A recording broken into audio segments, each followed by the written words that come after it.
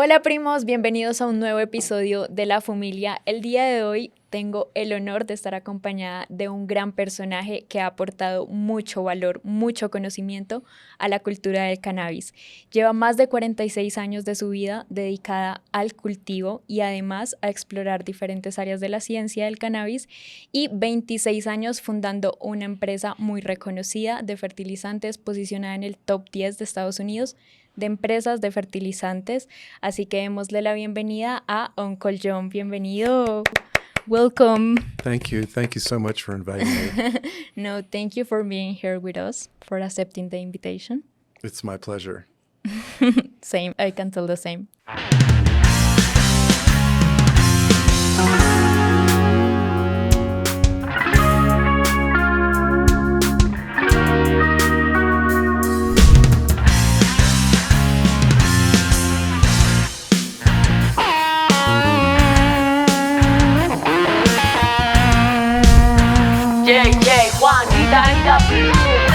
Los primos de la Fumilia no tienen para fumar, sino la ganja rica que cultiva el rey Jack. Los primos de la Fumilia no tienen para fumar, sino la ganja rica que cultiva el rey Jack. Que cultiva el rey Jack. La Fumilia. We bring you here because as Benedicti, one of the main sponsors of this channel, has bring cutting-edge solutions products to Colombian growers. We have received a lot of common questions, and who better to answer them than you? Thank you. Thank you, Benedictine. Thank you, La Familia, for inviting me and giving me a chance to at least express what I know in English. So through our channel, we have shown to our cousins and to home growers the results that we have had with cutting-edge solutions products in our plants. Ray Jack has shown different plants, different genetics, and cousins has been testifying the results. But there's many cousins that haven't get to know the product yet. So we want to answer them these questions they have so they can try the product. Okay, so let's start with the first one. So back before, like out of the camera, I was telling you the history, how the cannabis culture in Colombia was constructed. Like we started mostly with the smoking products, and then we have to start learning how to grow in our homes. So it was also difficult for us to have like good cannabis products focused on growing. The first fertilizers we have in our hands were mostly organic, from organic funds. So can you tell us what is the main difference between a mineral and organic fertilizers, and how does cutting-edge solutions stands out from the Colombian market available products? So, mineral fertilizers. You would think that they would actually focus on minerals, and that being the secondary and micronutrients. But often they're registered as NPK, nitrogen, phosphorus, and potassium. And that gives the plant a big jump, and it grows faster than, say, an organic product that would use animal manures or oyster shell flour or different inputs that would be considered organic. So that being said, a lot of people use mineral fertilizers for the ease of solubility in being able to water into their plants and the look that it gives them, the response it gives them right away. But that response doesn't necessarily produce the best flowers. So I started out as an organic farmer for many years, and then when I wanted to grow indoors, I switched to a fertilizer company in the States that produced hydroponic fertilizer and used that. But I found problems with that, so then I decided to make my own mineral fertilizer. So what is the difference between mineral and organic? Mineral fertilizers are a lot of different levels. Some salesmen will tell you these are pharmaceutical grade. That's not true.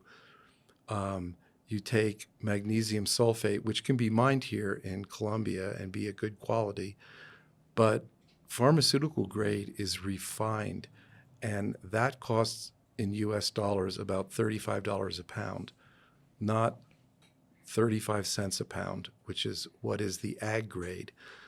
So we go in a mid-grade that is a more quality that's used in food, because you want food-grade mineral fertilizers and not necessarily low-grade ag fertilizers. And certainly you're not going to, in our microbiology lab, we do use magnesium sulfate that is a pharmaceutical grade, but that's for making media to grow out different bacteria, fungi, and even protozoa, which we have in biological products. So I don't know, if you go to my IG, it's Uncle /John 222. Okay, it will be here in the screen. And you'll see that I say that it's the microbiology that makes the chemistry available. So there is food grade minerals and micronutrients that you can use in order for the bacteria and fungi and protozoa to cycle on it, and it doesn't harm them, and it goes into the plant, and you might get slightly even or slower growth from fertilizers that are nitrate forward, but you're growing the plant for flower, and you get a more quality flower when you use these minerals that are presented out front. But you want an organic finish. And what does organic really mean? I mean, to all these different regulatory agencies, they are not very clear on what organic is. But for me, what organic is our organic line, which isn't available yet here, and it will be at Benedicti as soon as we get through registration. We might not be able to get an organic seal on it here, but it has no animal products. It's non-GMO corn and non-GMO soy biofermented, and that's mostly where your NPK comes from. And it's those amino acids that help the plant process it slowly when it needs it and not taking it up too fast. And then the micronutrients and the secondary nutrients are what we are known for, and those are biochelated. So you take something like iron sulfate, and then you put in 5 bacteria that break off the iron from the sulfur. Sulfur settles out, put in organic plant material, and feeds 2 different soil fungi, and then it's enzymatically chelated. So that is how our organic line works. It works with processes that are taken from the soil that the plant would like to have its whole plant life, but may not necessarily be available in the type of soil you use or the climate control that you have outdoors or indoors. So me explaining the difference between our 2 fertilizer lines is how I'm trying to explain the difference between mineral and organic. There's the mined minerals and the processed, not using strong acids, but still processed mineral line that we have here. And then there's the organic line, which is all processed using microbiology. So to me, that's the difference between organic and mineral. Okay. And how, well, I can see that there is a lot of respect on the universe that is in the plant, that is not only here, but also in here, like in the soil, in the roots. And these products that Curines has developed has a lot of respect for that life, and that's magical. How can you, like a home grower, how can notice the difference between using Curines solutions among other products? So as I've seen here, you can grow 2 different types of plants and use your soil that you're using and our fertilizer, louder powder, and those plants will smell different. And they'll also be very sticky. Yep. And you can use all the other fertilizer brands out there and you don't get that. And who goes to a restaurant where the food has no smell? Good question. Good question. You certainly wouldn't want to take your date there. No. And if you did it twice, you'll probably be looking for someone else to date. Well, that takes me to the next question. We have seen that one of the common problems and questions we receive is that people want to improve the density of the flower. How cutting edge can help with that? Do you have any solution for that? And that's funny because we're called cutting edge solutions. So you expect a cutting edge answer, right? Of course. Well, there's another product we're going to get here called Sugary, and that does increase the density of the flower and even more of the stickiness. But you can use Uncle John's blend and get those results because, and I should just say this, so there's different types of home growers. Some are in collaboration, because we're a community and a family, with other people that are growers growing the same variety, and they want to make a rosin or hash. And so you want a looser flower. You don't want a denser flower, because with a looser flower, there's more area for the trichomes to be, and more potential for the resin to form completely around the calyxes where the hair comes out. So, it depends which direction you want to go, whether you want a looser flower for hash or rosin production, or whether you want a more denser flower in order to be able to get a certain flavor developed in the flower. And the density, it does break up with scissors and make a really fine joint. Well, that's a very good point. And do you think that about how to improve terpenes, like, do you have any specific product for that? Because I remember at the Caribbean Cup, you talked to me about that, like how to improve the terpenes. We know that a lot of the terpene is given by the genetic, but can we improve the terpene with products? Yes, that is, with our baseline fertilizer, you're going to see those results. But if you want to go up and above that to really bring out these seeds you're getting are coming from plant breeders, hopefully. And directly, I mean, if you look at Black Tuna Seed Company, for example, Carlos is there, Sergio is there, Jose is there. These are artists, right? And they have chosen plants using our fertilizers to bring out genetic potential of what they want to see. And they're looking beyond that to where they want to go. This is like any other artist, whether it's a visual artist or whether it's a paint artist or a sculptor. Not everybody is going to like that art, but there's 10,000 people that will like that art. And possibly the home grower is one of those people, and they want to bring out this kind of quality. So years ago, I developed this product called Uncle John's Blend, and there's a bottle of it right there.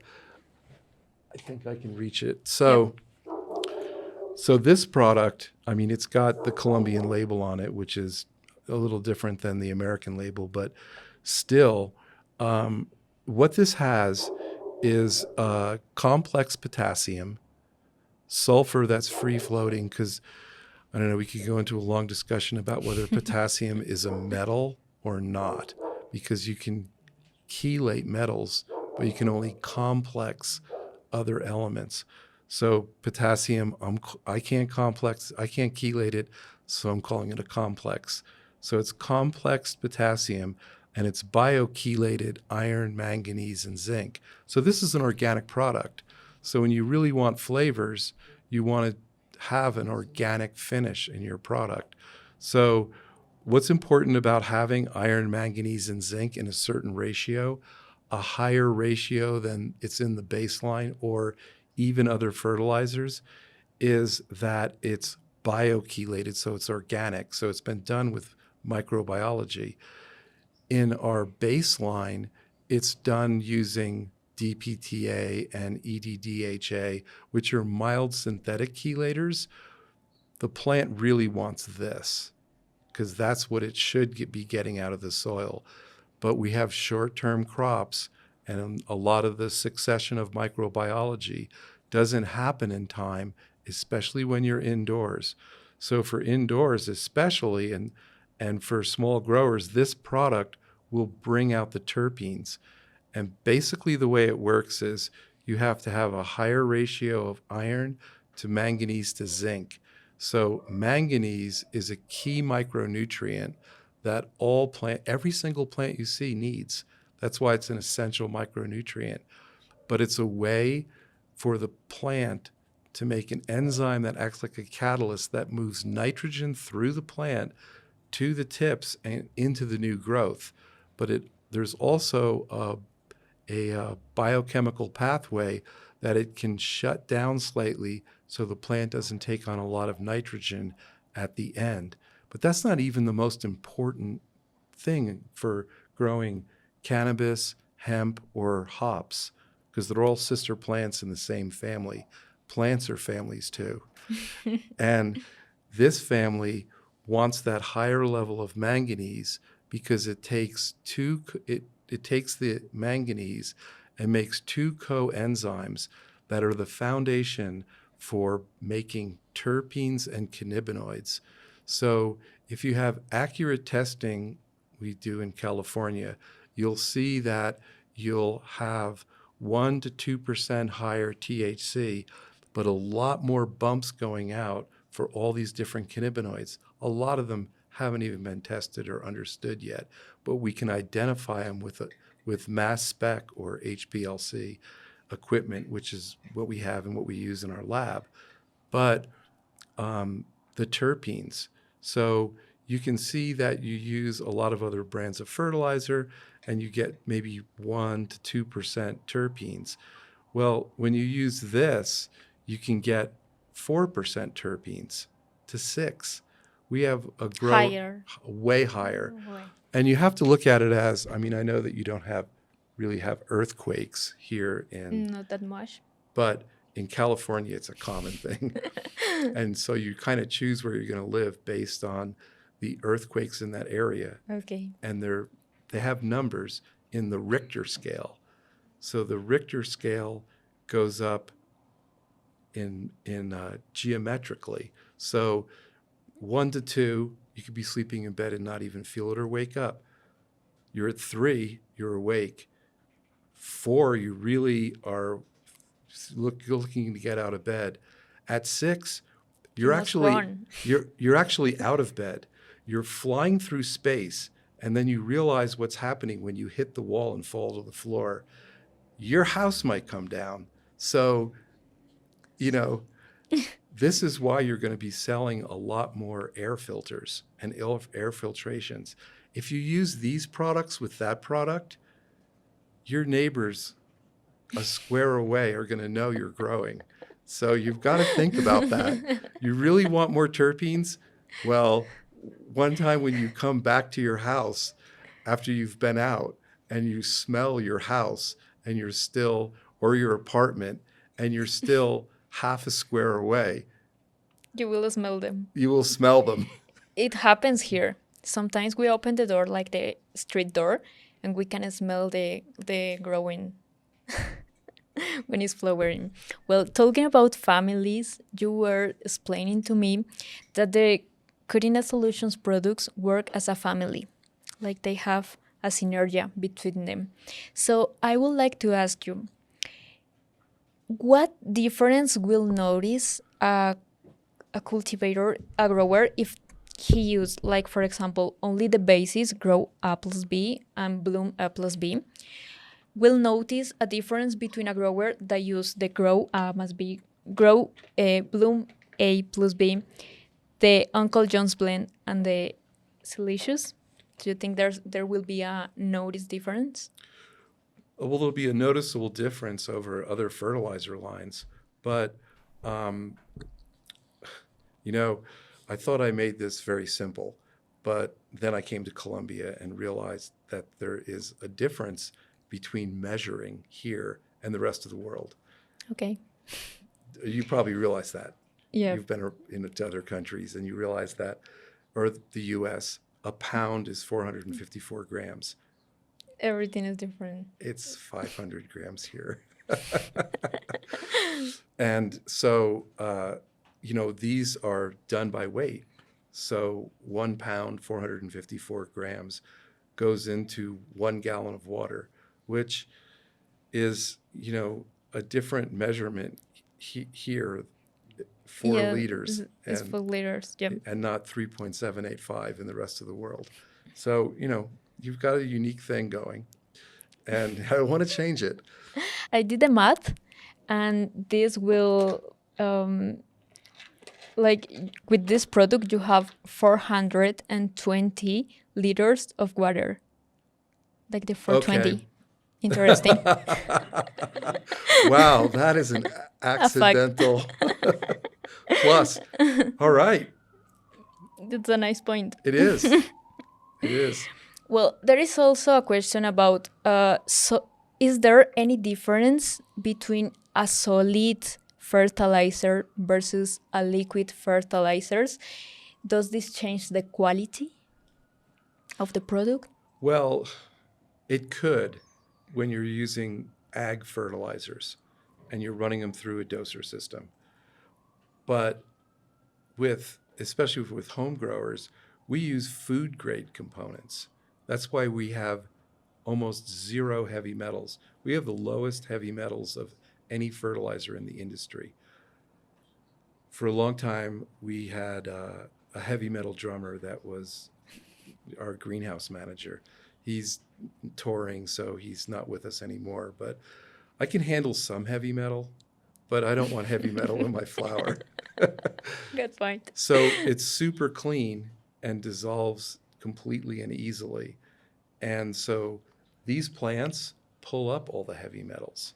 So we don't want that in our plant. So you can see I just drift very far away from the question. And you're very good too, by the way, Thank you. to keep The topic here. But focus. I saw I don't know in English, like a meme. Like A meme? yeah, a meme. Uh-huh. Like a normal person telling a story, so point A, point B, a straight line. A pothead telling a history, point A, point B, and then you get to the point B. So that's Right. what used to happen here. Well, that's good too. So the question was the difference between the solid and liquid fertilizers. Is there any difference on the quality of the product? Not in we actually make a version of this as a grow, bloom, and micro.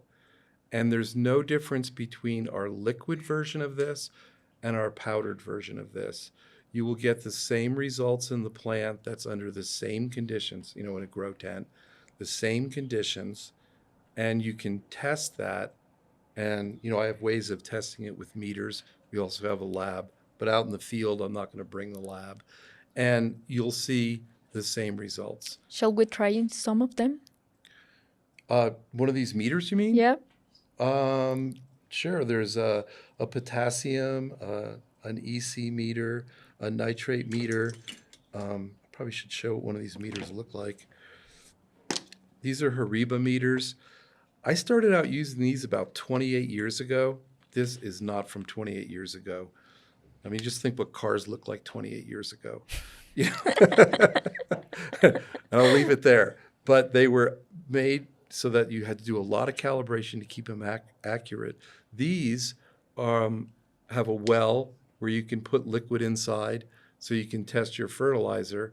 And then you can buy this at the store, a garlic press, and you can take the petioles of the leaf and squeeze those and get the sap, and then you can see how much of the potassium is leaving your reservoir and going into the plant. Okay, that's So, fascinating. yeah, so you can accurately read how much of your fertilizer you're using. And so, like I said, there's no difference between our liquid and our powder. But when I wanted to bring the powder beyond California, beyond the United States, I realized not only for shipping, but also for to maintain the quality, I would take all the math out of it. And so, you were talking about the 420 measurement, but, most other places, people take a pound of A and put it into a reservoir of 100 gallons, and then stir that, put in a pound of B, and stir that. And now a home grower might not use that much at a time. So we also have recommendations and in Spanish for being able to make the equivalent of our liquid by using a certain amount of A and a certain amount of B in a single gallon, shaking it up, and then you use 32 mils of each one to pour into a gallon of water, and then that way you can feed your plant 1 gallon at a time. Because sometimes a plant in a pot like this will use, say, 2 liters, and then it'll start running off a lot. So maybe you use just over 1 liter. And you mentioned that you use Autopot. Yes. Do you sell Autopot? Yes, we do sell it, and now that we are going on vacations, we will leave the plants like between 10 and 15 days without our presence. So we will leave the plants on the systems only with the water on the tank. And it works It very works well. very well. Yep. Yeah, so Autopot was developed in Humboldt County. A lot of things were developed in Humboldt County because everyone agreed to rebel and go separate directions. And, as you can see in the ocean, a barracuda can only get one fish at a time.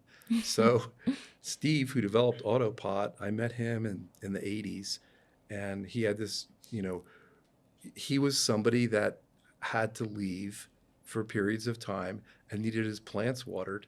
And so it was, necessity is the mother of invention, is an old U.S. expression. And so he developed that and used our fertilizer. Because I was actually making fertilizer even back in the 90s. I just didn't decide to become a company until I realized that I had to sell the fertilizer, not just trade it for things. And that meant the tax people would want their cut. And so I became a company in 2001. Good. You have been developing the products more than 20 years. Yes. So I guess, of course, you have been testifying a lot of growth with your products. Can you tell us, is there any risk to over-fertilize the plant with your products? There's always a risk of that. Usually, if you just follow our recommendations, that's as much as you need. If you want to grow looser flower, this is a question you asked, a tight flower versus a loose flower, you'd use half-strength fertilizer, and the flower would be more loose, and that would make cup-winning rosin and hash. But if you want a tight flower, you'd follow our directions and use full strength. So it's up on the grower. Yes. Yeah. Nowadays, like in Colombia, many people is trying to work like with hydroponic systems. So do you have any advice for people with use hydroponic systems and would like to try cutting edge? Yes, you could use the same amount of fertilizer in hydroponics as you do in soil. Right, so then a lot of people would do ebb and flow, where you have a drain and a supply, and you pump up the nutrient from a tank in, and it floods the tray, but doesn't overflow because there's a drain that catches it before it goes over the edge and returns it to the reservoir. So that's usually when people get started in hydroponics, they can use shallow pots and soil and then pump up the fertilizer and then run it off. And they usually pump it for 15 minutes and then let it set for a few hours and then pump it again with fertilizer. So I initially chose to use food grade components and inputs in our fertilizer because I didn't want the plants to concentrate heavy metals that are common in ag fertilizers into the plant. And this is before testing. I might as well tell you the truth. I didn't go through all this trouble and do all this so much for myself. I started growing because I grew up in Berkeley and was running away from home because I was 14, my girlfriend was 16. I love that story. I didn't know if you were going to go to that story, but let's do it. Yeah, well, it's turning into too much science, and how long can anyone listen to that? I mean, I'm explaining what took me years to understand, and just going on and on for 5 minutes about one thing. But I did this for love. So she was 16, I was 14. Now, you know that, or maybe you don't know. When you're 16, you get a license in California. I was 14, I had a bicycle. So I had to have something she really loved, good weed. And so I risked my life on Telegraph Avenue to buy the best weed I could find. And finally I found it. I found the right dealer, and I became one of his best customers, which meant that I already had, because I was 14 and didn't have a job really, I also had to sell it to my friends. And I got to know this guy, and one day he said, when we were smoking a joint, and his guard was down, he said, "This is grown in Mendocino County." Well, in 1978, this was not a popular front page of the press stuff, right? So I decided that I really wanted to supply her with as much great cannabis as I could. So I got a sleeping bag and tent and went up to Mendocino County and worked for a grower. So that's how I sort of entered this industry. And, I've always been focused on quality, small batch quality. Even if it's a large grow, you have individual plants that you want to see develop. So I got really keenly interested in the genetic potential of these plants. And the better I did, the more my girlfriend loved me. So, I guess I started doing all this out of love. And then I kind of got hooked on the plant. Not like it was a drug and I needed it, but it was actually the smell. And modern fertilizers have just, they're just selling to make a profit. We're not doing that. I was in front of a board of investors, and they thought I was there and they were going to talk me down in price. But I said, I didn't come here to really talk about the price. I don't even know the prices of my own products. That's somebody else in my office. But I also didn't come here because I wanted to meet you. We could have met other ways, but since you're interested in growing cannabis, I'll share a lot of the information I have, and I won't even charge you a consulting fee. I've already gone with your head grower, looked at things that can be improved in your facility that you've spent $50 million on, and you've missed some key points about making the plant happy. So really, I didn't start cutting edge because one day I would be making these huge profits and wearing a Rolex.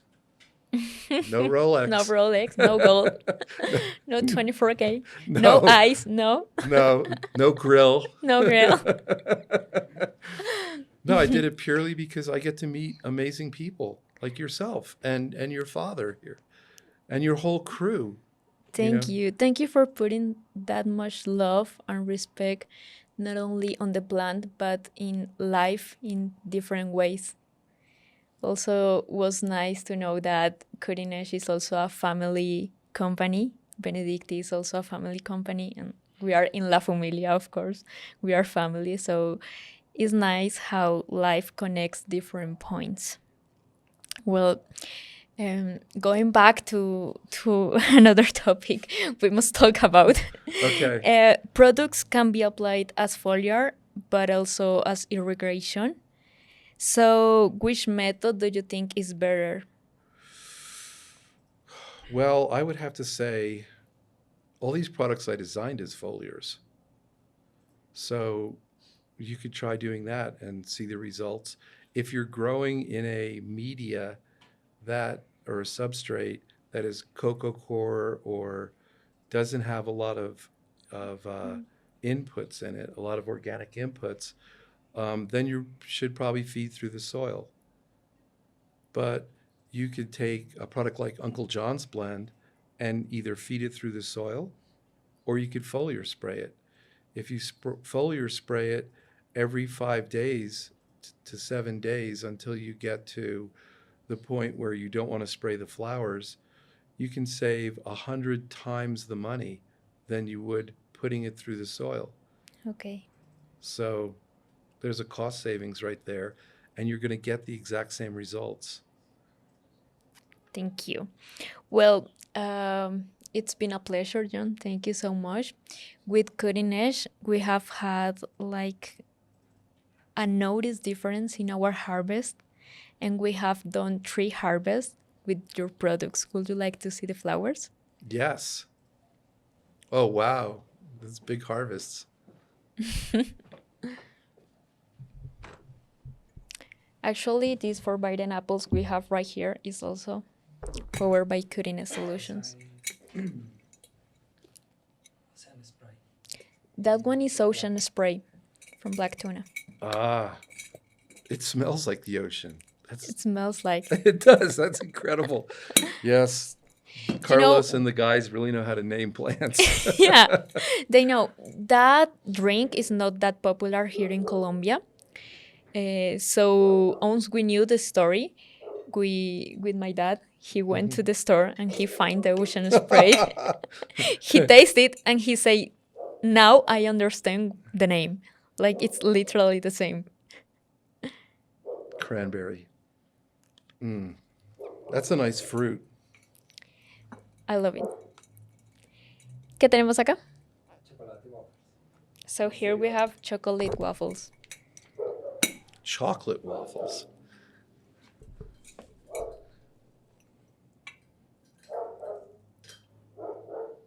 Wow. This definitely brings me back to the days of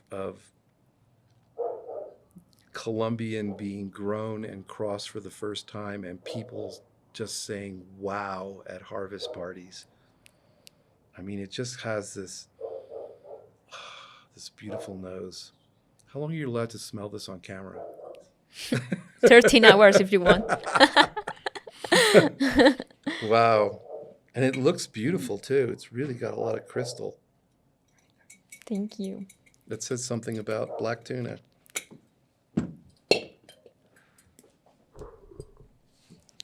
This is Purple Minds.